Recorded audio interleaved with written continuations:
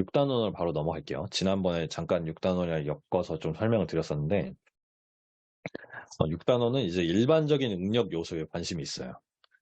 그래서 이제 우리가 배웠던 응력 종류를 봤더니 수직 응력, 전단 응력, 이제 지압 응력 이 세 종류 정도인데 저희가 이제 지압 응력은 이 6단원에서 배우지 않습니다. 그러니까 다루지 않아요. 얘는 이제 일반적인 응력은 아니고 이제 연결 부재가 있을 때 걔를 이제 물체를 부재를 지압하는 능력이기 때문에 이제 특수한 경우에 발생하는 능력이라고 보시고 일반적으로는 수직 응력과 전단 응력을 모두 나눠서 해석을 할 수가 있는 거예요. 모든 응력들을.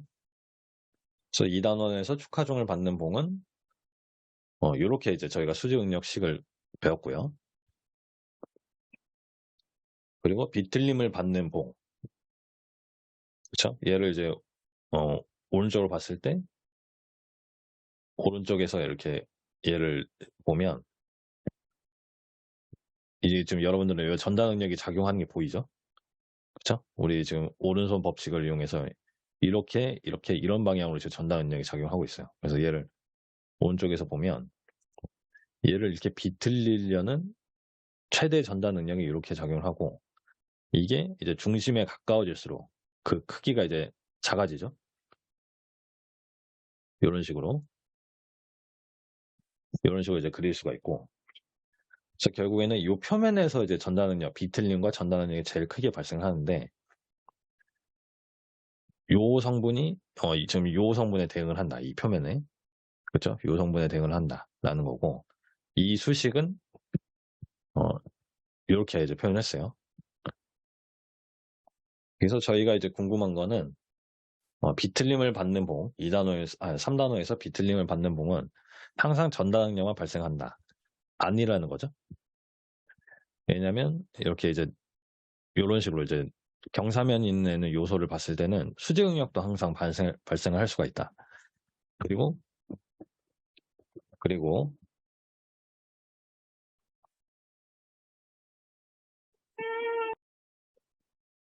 여러분 죄송합니다. 제가 지금 집에서 찍고 있는데 저희 집에 지금 고양이가 있어가지고 고양이가 방금 방해를 해서 잠깐 지금 다시 끊었다 시작할게요. 비틀림을 받는 봉은 이제 전단 응력만 발생한다. 아니라는 거고. 그렇죠? 그 다음에 이제 2단원 저희가 2.6절에서 배웠지만 2.6절을 배운 중요한 이유가 이거예요. 2단원 2.6절을 제외하고는 다른 절에서는 2단원에서는 항상 수직 응력만 저희가 봤어요. 그렇죠? 이렇게 경사면을 이렇게 잘랐기 때문에 단면을.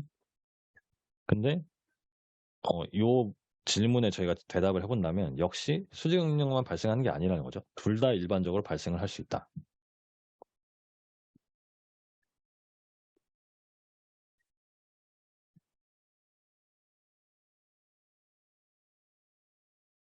네, 그래서 3단원 비틀림을 받는 봉에서 좀 더 자세히 한번 봐볼게요. 그래서 우리가 3단원 내용도 잠깐 보면 3.5절이죠. 그래서 이렇게 네모로 잘랐을 때는 순수 전단 상태인데 이렇게 마른 모 45도로 회전해서 잘랐을 때는 오히려 수직 응력만 작용을 한다는 거죠. 그렇죠? 그래서 이거는 저희가 알고 있는 사실이고 그러나 일반적인 경우에는 예를 들어서 30도다. 얘를 이렇게 30도만 회전시켜서 잘랐다. 그러면 수직 응력과 전단 응력이 동시에 존재를 하겠죠. 그렇죠? 그래서 6단원은 6.2절은 이 그림을 계속 다룰 거예요. 이 그림을 일단 기억을 해주세요.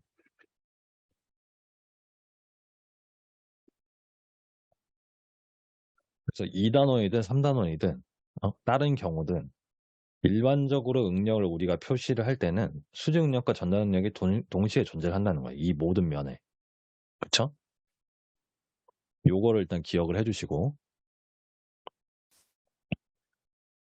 얘도 이제 2.6절은 많이 했으니까 이렇게 자료에만 넣어놓을게요. 얘도 이제 동시에 존재를 하더라. 2단원도. 그래서 이거를 이제 다룰 거예요. 계속. 일반적인 응력 요소. 이거를 이제 저희가 부를 때 이게 6.2절의 제목인데 평면 응력이라고 합니다. 플레인 스트레스. 왜냐하면 X랑 Y축 이 2차원에서 모든 응력을 표현할 수 있다는 거예요. 말하자면 여기가 이제 나오는 방향이 이제 Z인데 지금 Z축으로 표현하는 응력은 없죠. 응력은 없어요. 그래서 이 3차원 응력을 쓰지 않고 2차원 응력만으로도 우리가 배웠던 특히 앞에서 배웠던 1, 2, 3, 4 단어는 평면 응력으로 모든 걸 설명을 할 수가 있습니다. 그렇죠? 그래서 저희는 평면 응력만 보겠다라는 겁니다. 그래서 1, 2단원에서 배웠던 인장 압축을 받는 보호, 비틀림을 받는 축, 굽힘을 받는 보호, 이게 다 평면 응력 상황이라는 거예요. 자, 이게 이제 2차원 평면 응력이 플레인 스트레스 요 개념이란 걸 기억을 해주시고, 요게 중요해요. 처음에 일단 회전 개념이 없을 때 우리가 이제 네모를 이렇게 응력을 자르죠. 응력 요소를. 그러면 요 방향을 Y로 보고 요 방향을 X로 보겠다는 거예요. 그래서 이렇게 축을 자동으로 잡아주고 저 모든 응력 요소를 표현했더니 모든 응력들이 X나 Y축에 평행하게 작용하더라라는 거죠. 왜냐면 우리가 축을 이게 지금 직사각형 요소라고 하면 그 변에 평행하게 축을 잡았기 때문에 일부러.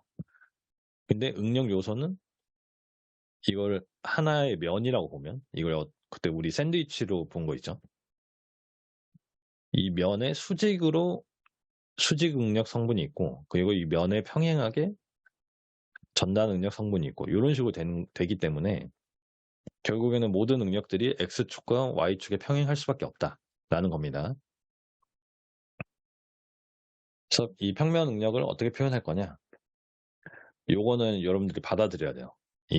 지금 보면 뭐 YX, 타우 XY, 타우 YX, 시그마 X 이렇게 표현하는데 이런 표현을 어떻게 정의를 할 거냐? 그래서 이 아래 첨자, 서브스크립트를 어떻게 정의를 하는지 한번 말씀을 드려볼게요. 일단 수직 응력은 간단해요. 그냥 이 서브스크립트가 하나밖에 없기 때문에 그냥 응력 방향의 축을 표현하는 거죠. 축 방향. 그러니까 시그마 X는 이렇게 왼쪽으로 작용할 수도 있고 오른쪽으로 작용할 수 있는 거고 시그마 Y는 위아래로 작용을 하겠죠. Y축을 이렇게 잡았으니까. 그래서 이 시그마 X가 뭐냐? 말로 표현하면 X 방향으로 작용하는 수직 응력이다. 시그마니까 수직 응력이고 그 다음에 전단 응력은 이렇게 이제 서브스크립트가 두 개예요. 그래서 전단 응력은 조금 복잡한데 이해하실 수 있습니다. 첫 번째 서브스크립트는 전단 응력이 작용하는 단면의 표현이에요. 그래서 타우 XY라고 하면 요 면이죠, 지금. 얘가 이제 면으로 보라고 했어요. 저희가 샌드위치로 보듯이. 얘를 봤더니 면의 방향을 표현해야 돼요. 면의 방향을 표현하려면 어떻게 표현하죠? 어떤 단면의 방향을 표현할 때 우리가 쓰는 게 법선 벡터의 방향이에요. 그래서 이 면을 봤더니 타우 XY라는 애는 이 X 방향으로 법선 벡터를 갖고 있는 면을 기준으로 작용한다는 거예요. 그래서 타우 XY 하면 법선 벡터가 타우 XY가 작용하는 법선 벡터가 X 방향이구나 이렇게 되는 거고 그렇죠? 여기 타우 XY 여기도 있죠. 그 다음에 Y는 이 전단 응력이 가리키는 방향이에요. 그래서 봤더니 Y축의 위로 가리키고 있죠. 그러니까 이걸 말로 표현하면 X방향 법선 벡터를 가진 면에 작용하고 첫 번째 게 면 그리고 Y는 이 전단 응력의 방향 Y방향으로 작용하는 전단 응력이다. 이해되시죠?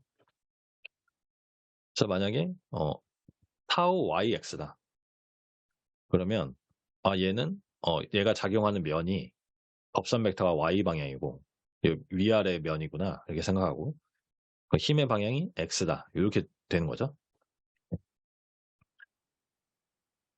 그 다음에 저희가 기억을 해야 될 게 받아들여야 될 사전 지식을 좀 정리를 해봤어요. 제가 이렇게 리콜로 해고 정리하는 거는 여러분들이 알고 있어야 이거 다음 세트로 넘어갈 수 있다는 거예요. 다음 단계로. 그래서 이 첫 번째로 얘기하는 게 요 타우는 전달 능력은 항상 세트로 존재를 한다는 거죠. 이 우변에 이렇게 타우만 하나 있고 나머지는 응력이 없다는 말이 안 된다는 거예요. 왜냐하면 정력학 상황을 만족을 하지 못하기 때문에 Fy도 만족을 못하고 그리고 이 모멘트도 만족을 못하는 거예요. 그래서 이 타우가 있으려면 이렇게 코너를 마주보는 애가 있고 이 반대 방향으로 작용하는 애가 무조건 있다. 그래서 이게 한 세트라고 했어요. 그렇죠? 그래서 요게 요렇게 돼야 된다. 무조건. 정력학 상황을 만족하려면.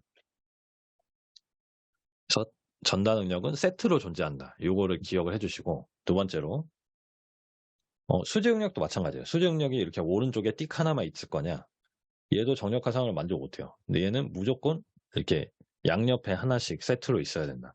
그러니까 위아래는 없애도 돼요. 없어도 되고 만약에 여기 타우 시그마 y가 있다. 그러면 무조건 반대로 시그마 y가 있을 거다. 요거는 알 수 있는 거고요.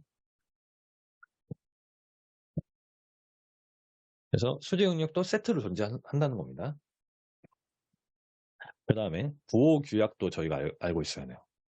그러니까 수직 응력은 인장은 플러스고 이건 뭐냐면 지금 응력에 대한 부호 규약이에요. 이 요소가 있을 때 이 요소에 대한 부호 규약인데 수직 응력은 인장이 플러스고 압축이 마이너스예요. 요거는 이제 항상 가는 거고 전달 능력은 저희가 3단원에서 배웠던 그 부호 규약을 한번 다시 떠올려 볼게요. 그래서 어떻게 했냐면 요소의 양해면이라는 거를 저희가 정의를 했어요. 제가 얘기했잖아요. 이 타우를 정의하려면 얘가 작용하는 면의 방향이랑 이 전달 능력 자체의 방향 두 개를 정의를 해줘야 돼요. 그래서 이 X에 해당하는 게 얘가 양의 면이냐 어느 면에 작용을 하냐 요거를 따지는 거예요. 그래서 전달 능력의 부호 규약을 한마디로 얘기하면 요소 양의 면에 작용하는 전달 능력이 좌표축의 양의 방향이면 플러스다. 그렇죠? 그래서 일단 양의 면이라는 걸 정의를 해야 되는데 양의 면은 어떻게 하냐면 x, y, z 좌표가 있을 때 지금은 일부러 일반적인 3차원 상황을 얘기하는 거고 이 직육면체의 3차원적인 중심이 있어요. 직육면체의 3차원적인 중심에서 X방향, 양의 방향을 가리키는 이 만나는 얘가 양의 면이고 음의 방향을 가리키는 애가 X의 음의 면이 되는 거예요. 그쵸? Y는 위로 갔을 때 얘가 양의 면이고 아래로 갔을 때는 음의 면이다. 이렇게 되는 거예요. 그래서 이제 직육면체 중심에서 이 플러스 방향에 위치한 면들이 양의 면인데 이 양의 면에서 전달 능력이 작용을 하는데, 그죠? 전달 능력이 위로 작용할 수 있고 아래로 작용할 수 있는데, 이 두 번째 부호에 관련된 Y 방향의 양의 방향을 가리키면, 그죠? 전달 능력의 방향이 좌표축의 양의 방향을 가리키면 걔는 플러스다 이렇게 되는 거예요. 그죠? 그래서 이게 이제 헷갈렸는데 이 똑같은 말을 6단원 방식으로 제가 이제 설명을 해볼게요. 자, 지금 타우 XY는 X방향 법선 벡터에 작용하고 여기 그리고 Y방향의 전달 능력으로 작용한 전달 능력이죠. 그래서 이거를 저희가 3단원 방식으로 얘기하면 X의 양의 면에 작용하고 있고 지금 X의 면은 X방향 면은 두 개인데 요거 두 개 중에 양의 면에 작용하고 있고 그때 그 응력이 Y의 양의 방향이므로 얘는 플러스다 이렇게 되는 거예요. 근데 이거를 6단원 방식으로 얘기하면 6단원 방식에서는 이렇게 전달 능력을 표기를 하고 이 전달 능력 아래 첨자와 관련된 방향이 양 또는 음이면 이 전달 능력은 플러스다. 이렇게 됩니다. 이게 이제 간단하게 정의한 거예요. 자, 한번 볼게요.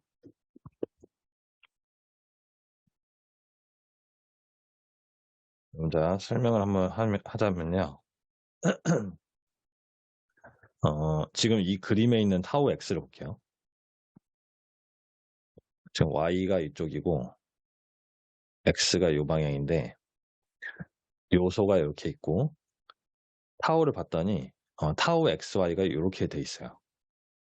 그래서 지금 이 말대로 한번 따져보면 이 아래 참자가 두 개인데 얘가 둘 다 플러스를 의미하면 또는 둘 다 마이너스를 의미하면 플러스라는 거예요.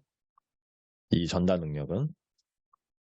그래서 봤더니 이 첫 번째 x라는 애는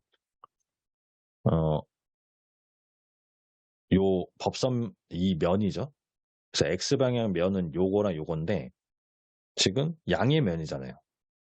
양의 방향에 있는 면이기 때문에 얘는 플러스가 되고 그리고 y의 양의 방향을 가리키고 있기 때문에 전달 능력이 그러니까 플러스가 되는 거예요. 그쵸? 그 다음에 요렇게 전달 능력이 있다. 얘도 타우 xy인데 요 x를 봤더니 x의 지금 음의 면이잖아요. 그쵸? 그러니까 얘는 마이너스예요. 근데 y의 음의 방향을 가리키고 있으니까 또 마이너스. 그래서 둘 다 플러스 전달 능력이라는. 그리고 기억을 하시겠지만 요렇게 얘네 4개의 전달 능력 무조건 세트예요. 그러니까 얘가 플러스면 얘는 플러스가 되는 거예요. 지금. 그렇죠? 그래서 요거를 한번 연습을 해보세요. 그 다음 요게 또 중요한데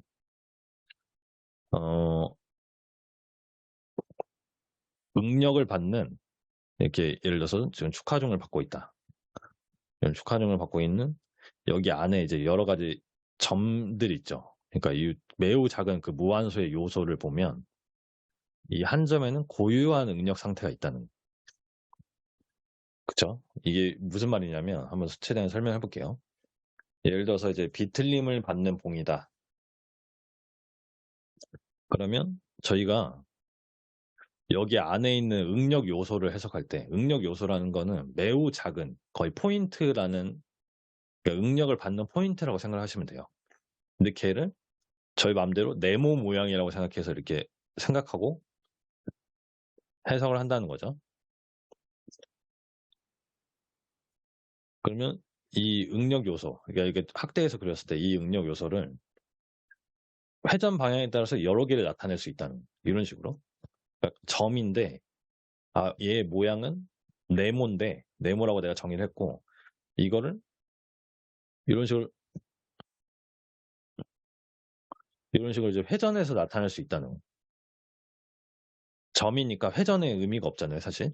근데 내가 이거를 네모 모양이라고 모양을 정의를 했기 때문에 회전 방향에 따라서 같은 능력 상태를 여러 가지 방식으로 나타낼 수가 있다는. 그래서 이렇게 회전할 때마다 우리가 시그마랑 타우를 모두 정의를 했지만 다른 방식으로 정의를 했지만 얘네들은 모두 같은 점에 대한 응력 상태를 나타낸다는.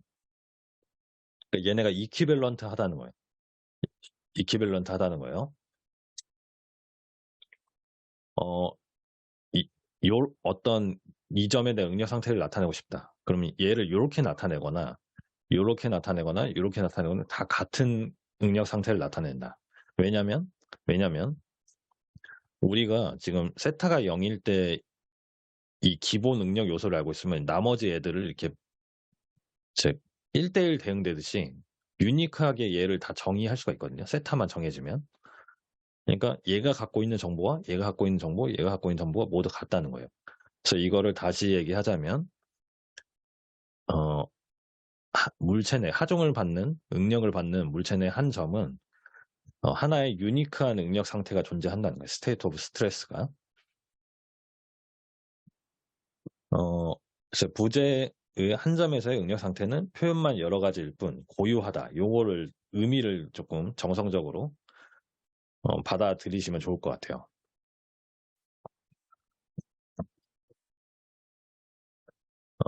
요거를 한번 생각해 볼까요? 잠시만요.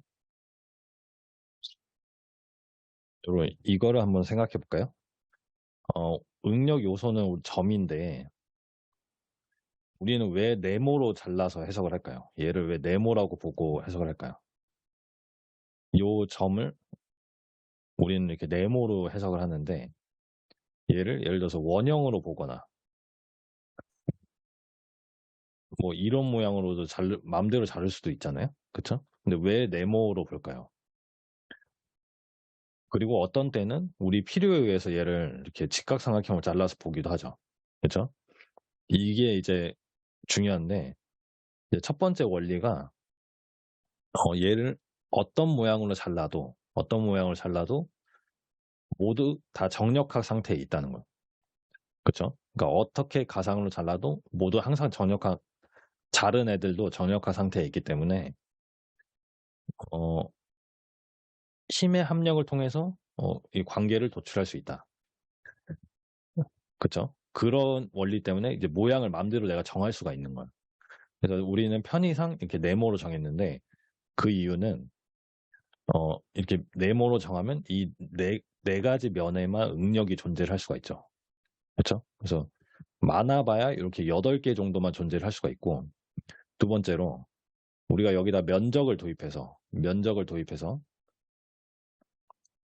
힘의 합력을 정력학적으로 분석을 할 때 이렇게 네모이면 축도 잡기가 편하고, 그쵸? X, Y 두 축으로 모두 이게 설명이 가능하잖아요.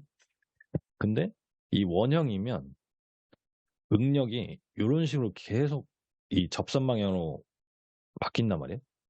말하자면 단면이 계속 이렇게 바뀌는 거예요. 공면이기 때문에.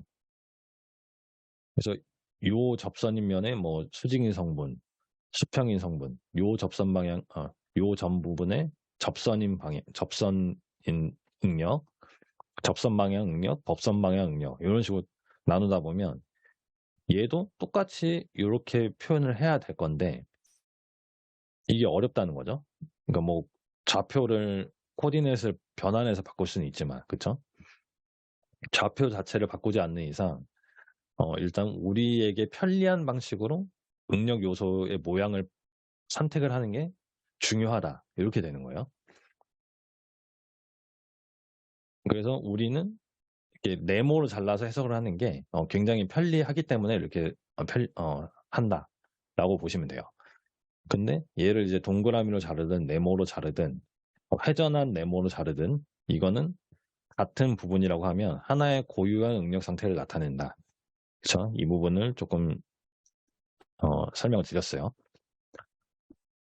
자, 그다음 저희가 이제 궁극적으로 이 6.2절에서 하고 싶은 거는 우리가 똑같아요. 이게 3라운드에서 했던 거랑 똑같은데 이 왼쪽의 응력 요소를 알고 있을 때 얘를 세타만큼 회전시킨 오른쪽 응력을 구하는 방법. 그거를 이제 변환 공식이라고 하는데 변환 방정식. 이 트랜스포메이션 이퀘이션을 구하면 우리가 처음 값만 알고 있으면 이 회전한 값, 세타에 따라서 회전한 값을 바로 구할 수 있다는 거예요. 그렇죠? 그리고 전단 응력은 항상 세트로 존재한다는 걸 기억을 해주시고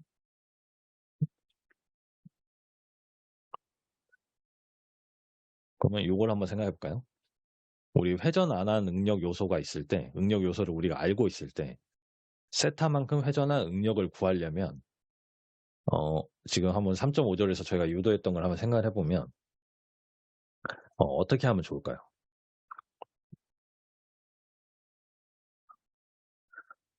어떻게 하냐면 이럴 때 이제 직각삼각형 모양의 응력 요소를 고려한다는 거죠.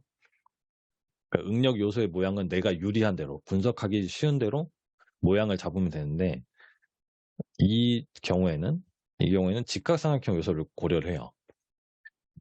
왜냐하면 내가 알고 있는 응력 요소랑 내가 구하고 싶은 응력 요소를 동시에 이렇게 표현을 하고 얘네가 정력학 상황을 만족을 해야 된다라는 것으로부터 식을 유도를 하는 거죠. 그 다음에 정력학 해석을 하려면 응력을 힘으로 바꿔줘야 돼요. 그래서 응력을 힘으로 바꿔주려면 어떻게 해야 되죠? 면적을 도입을 해야 됩니다. 그래서 얘를 똑같이 샌드위치 모양을 보고 이런 샌드위치 모양으로 봐서 그쵸? 요런 샌드위치 모양에서 여기에 면적을 도입을 해 주는 거예요. 여기 A0라는 면적을 도입을 해 주면 윗면의 넓이, 빗면의 넓이를 요 세타, 경사면의 각도 세타로 표현할 수가 있다는 이해되시죠? 그쵸? 이거는 원리는 완전 똑같아요. 대신에 어 3단원의 경우에는 이 타우 성분만 있었는데 지금 이게 애초에 처음부터 수직 응력 성분까지 동시에 있다는 거죠. 그래서 약간 수식이 좀 복잡해질 뿐이에요. 그렇습니다. 그래서 저희가 이제 면적으로 힘을 다 표현했어. 저희 중간고사 문제에 나온 것처럼. 그다음에 힘의 합력을 표현을 하는 거죠, 이렇게. 힘의 합력을 표현합니다. 그래서 이 지금 회전했을 때의 X축과 Y축을 X1, Y1을 표현하고 그 방향으로 우리가 전단 응력과 수직 응력이 있죠. 그쵸? 요렇게 일단 표현을 해 놔요. 자, 다시 이 부분을 조금 빨리 넘어갔는데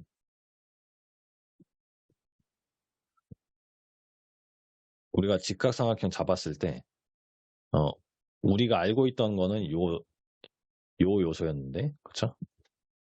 우리 알고 있던 거는 요 요소들이었는데 여기서 여기에 해당하는 애들을 이쪽 면에 지금 남겨 놓고 내가 직각삼각형을 잡았을 때 얘도 수직인 성분과 접선 방향 성분이 있을 건데 걔를 타우 x1, y1, 시그마 x1으로 표현할 수 있죠. 왜냐하면 좌표가 이렇게 x1, y2, y1으로 잡혀 있으니까. 그래서 이렇게 타우랑 시그마를 먼저 표기를 하고 얘를 힘으로 바꿔주는 거예요. 이렇게 저 면적을 곱해서 힘으로 바꿔주고 그 다음에 이제 힘으로 바꿨으니까 정력화 해석을 해야 되는데 이쪽 방향을 플러스 마이너스 보는 거예요. x1 좌표, y1 좌표에 플러스로 보고 이제 힘을 적어주는 거죠. 힘을 적어줍니다. 한번 해보죠. 왼쪽 그림을 보고 여러분도 직접 한번 해보세요. 얘가 지금 작용을 하고 있고 x1 방향으로 그 다음에 사인 세타 그리고 타우 xy의 a0 성분에다가 사인 세타를 곱하면 또 이제 마이너스 x1 방향으로 작용을 하고 그 다음에 타우 yx 성분 면적 붙어 있는 거 다 써주고 그 다음에 코사인을 곱하면 마이너스 x1 방향으로 힘의 분력이 나오죠. 이렇게 되고 그 다음에 시그마 y의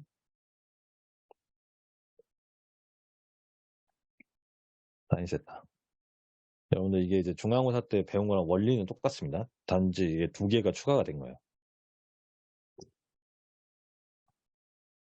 여기를 이제 직접 해주시고 그 다음에 y1 방향의 힘의 합력을 써볼게요.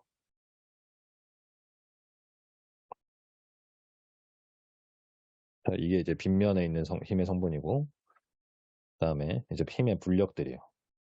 시그마 x의 a0에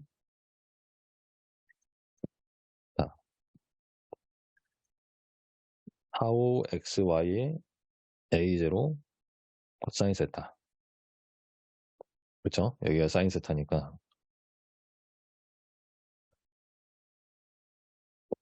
차근차근 해보시면 여러분 조금 머리는 아프실 텐데 이해하실 수 있어요. 이거 기하학적으로 이렇게 되고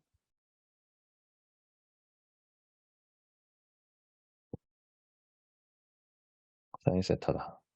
이렇게 됩니다. 그렇죠? 그 다음에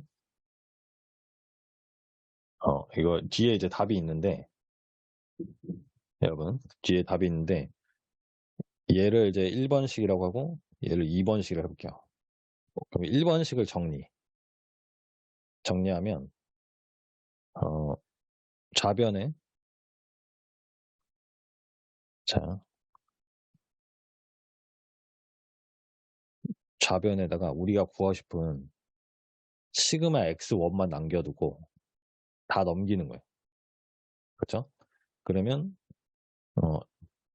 a분의 코사인 세타를 곱해주는 거죠. 여기 붙어있던 애들을 곱해주고 나머지를 써주고 그 다음에 이 정리, 이 식을 정리하면 타우 x1, y1을 좌변에 놔두고 역시 a0분의 코사인 세타를 곱해주고 나머지를 오른쪽에 넘겨요. 이게 지금 3단원에서 했던 방식과 완전히 똑같습니다. 그쵸? 그래서 한번 정리를 직접 한번 해보실게요. 지금 녹화 강의라서 이걸 너무 좀 길게 하면 지루하실 것 같아서 그래서 그거를 한번 해보시면 이렇게 두 가지 식이 정리가 돼요. 굉장히 쉽습니다. 그리고 이제 한 가지 더. 저희가 타우는 세트로 존재를 하니까 그쵸? 얘가 이제 타우 xy다. 그러면 타우 yx도 크기가 같다는 거죠.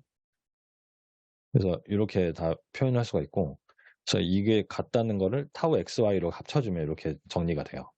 그래서 요 식까지 유도하는 거를 직접 한번 해보실게요. 그래서 우리가 얻은 게 요거예요. 우리가 시그마 x랑 회전하기 전 타우 xy를 알고 있을 때 회전한 시그마 x1 타우 x1 y1을 구하는 방식은 이렇게 세타와 알고 있는 애들로 구할 수가 있다 라는 겁니다.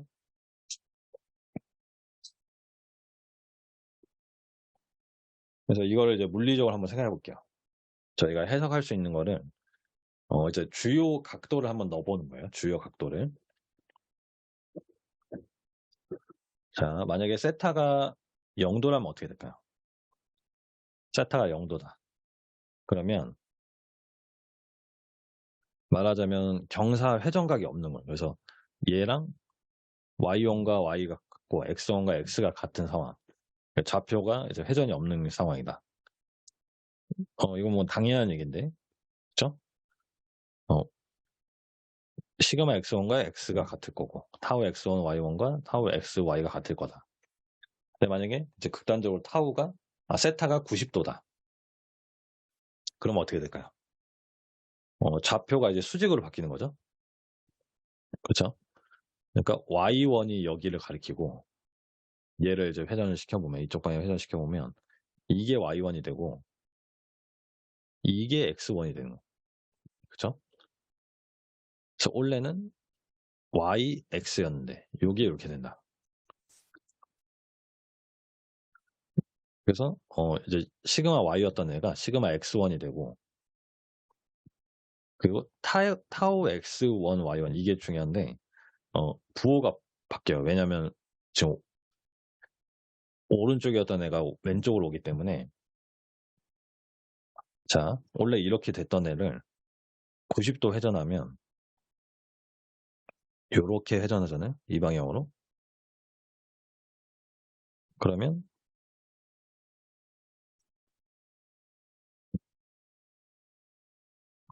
얘가 지금 y1이 되고 이게 x1이 되면서 여기 있는 타우 성분이 이쪽으로 가리켜요. 왼쪽을. 그래서 얘를 지금 표기를 해보면 이 타우 성분을 표기를 해보면 첫 번째는 게 면의 방향이잖아요. 면의 방향은 x1이고 그리고 얘가 y1을 가리키는데 실제로는 지금 왼쪽이니까 원래 있던 오른쪽과 지금 방향이 바뀌었다는 그렇죠? 그래서 이걸 마이너스로 표현해 줘야 됩니다. 근데 이거를 이제 기억하시는 게 아니라 이 공식에다가 90도를 넣으면 이게 이제 자동으로 나온다는 거죠. 마이너스가 살아서. 이렇게 이제 생각을 한번 여러 번 해보시는 게 중요하고요. 그 다음에 우리가 회전했을 때 이 시그마 x1은 잘 구했어요.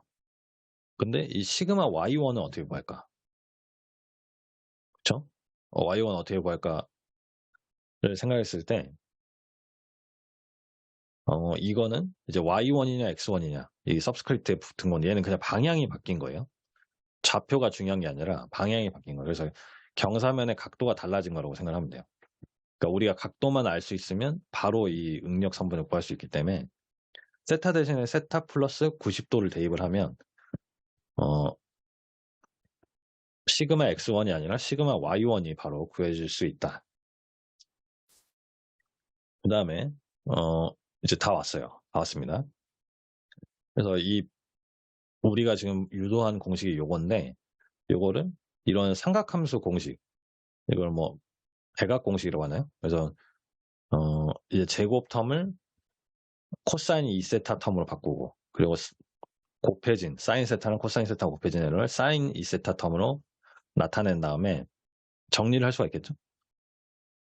그래서 이거를 정리를 하면 이렇게 쉽게 됩니다. 그러니까 요렇게 보이는 애들 다 넣어서 정리를 해주면 이렇게 바뀌어요. 그래서 이식과 이식은 동치인데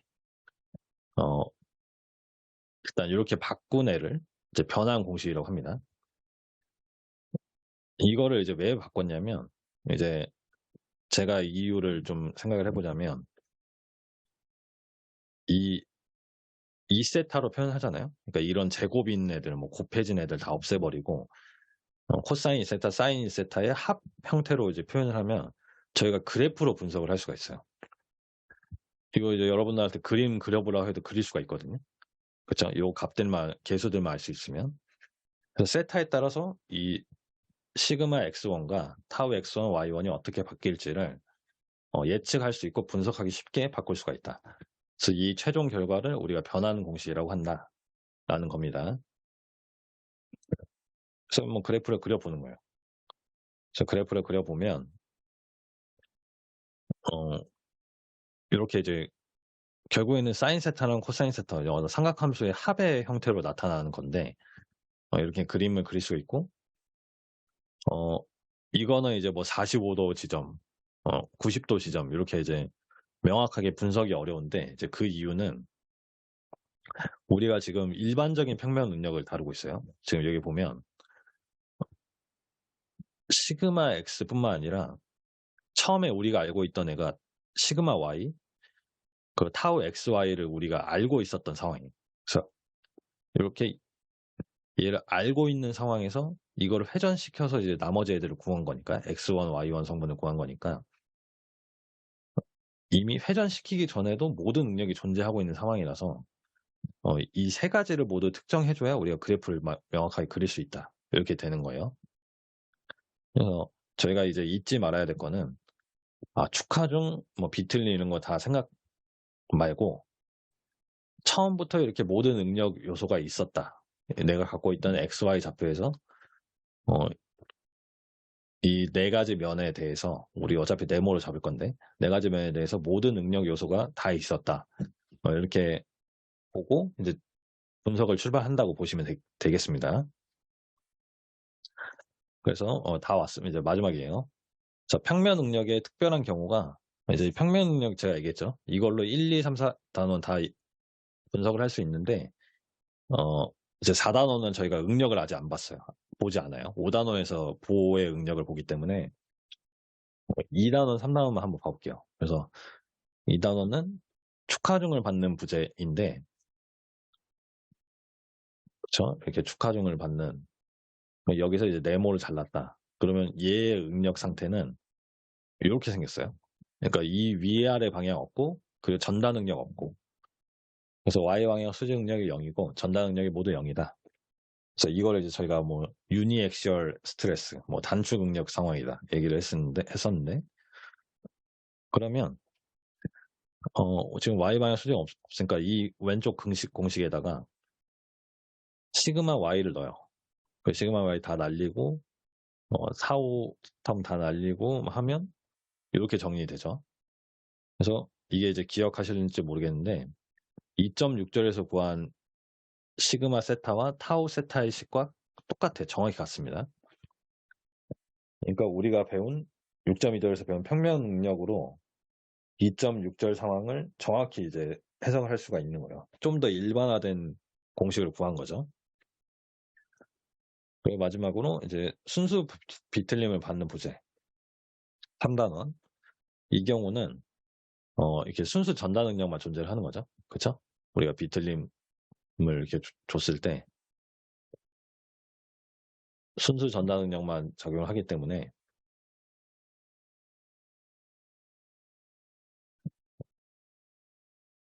이 능력 요소를 이렇게 표현할 수 있는데 뭐가 없어졌냐? 수직 능력이 모두 없어진 상황이다.